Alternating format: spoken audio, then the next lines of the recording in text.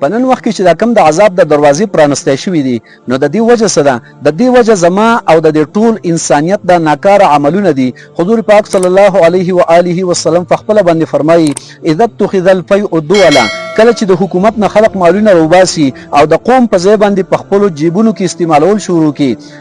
اذا اتخذ الفیء دولا والامانه مغنمه، امانت خلق مالی غنیمت استعمالول شروع کی. والزکات مغرمه، زکات به خلق تاوان غړي. وتعلم لغیر الدین، علم به خلق د دنیا د حاصلولو د ذریعہ او سبب جوړ کی. په علم باندې د آخرت په علم باندې خلق دنیا غټي. وتعلم لغیر الدین واطاع الرجل زوجته وعق امه، سړی به د ښځې تابعدار شي، د مور به نافرمانه شي. وادنى صدیقه واقصى اباه، د دوستانو سره میلاویږي ډېر په خوشحالۍ سره، او چې پلار ویني نو لارې ته بدلې کی.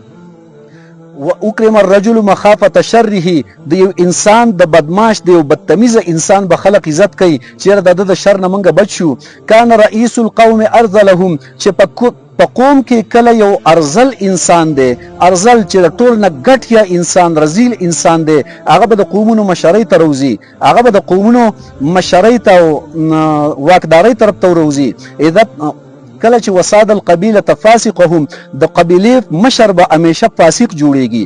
ګټ یا رذیل نه ارذل انسان به د قوم مشري کوي او د قبیلې مشر به یو فاسق جوړیږي. وارتفعت الاصوات فی المساجد، په جمعتونو کې به شور او اوازونه په زور شي. اگر دنیا خبرې دي او اگر د ذکر په طریقه دي، جمعتونو کې به شور او غوغا شروع شي.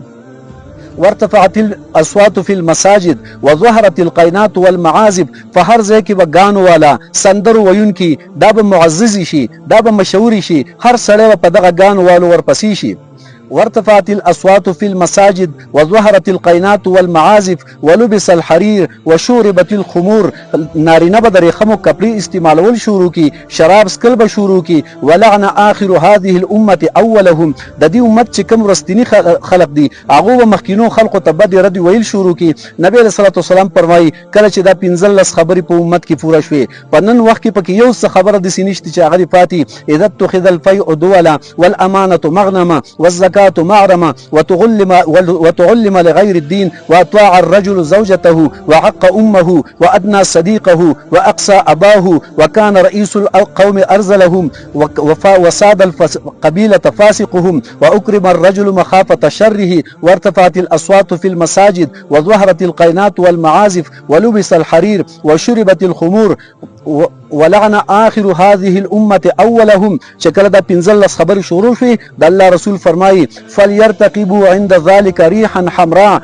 په داسې وخت کې به د عذاب د سرو هواګانو چلیدل شروع شي، بیا د انتظار کوي د هواګانو د عذاب د هواګانو. وزلزلة، زلزلې به په دوی باندې شروع شي. وخسفا ومسخا وقصفا، او داسې شکلونه به بدلیږي، په ځمکه کې به دوی خخیږي، شکلونه بدلیدل، په ځمکه کې خخیدل، د اسمان نه کاڼي ورېدل، دا به شروع شي. وآيات متتابعات كنظام بال قطع سلكه تتابع، داسې مسلسل به فتنې او عذابونه شروع شي لکه د تسپو د تار چې وشو کېږي، یو دانه په بله پسې په تیزۍ سره روانوي. نو دغسې به په دې قومونو باندې بیا عذابونه راځي. کله چې دا 15 خبرې په امت کې پوره شي نو په دې 15 خبرو کې یوه خبره پاتې نشته. نن د امت د ټول نه لویه لار او لوی سبب دا دی چې امت په توبه باندې راشي. هر نارینه زنانه، هر بوډا او ځوان به په توبه باندې راشي، کامیابی طرف ته ورسي. الله پاک په خپل باندې فرمایي توبوا الى الله جميعا ايها المؤمنون لعلكم تفلحون، اې د ټول دنیا مسلمانانو په یو ځای باندې جمع توبه وباسئ د الله په مخ کې چې تاسو کامیاب شئ. کنه که چرته کې توبه نه، استغفار نه او نیک اعمال نه، الله ته رجوع نه، نو ورځ په ورځ باندې عذابونه سیوا کېږي، حکومتونه زموږ حالات نشي بدلولی.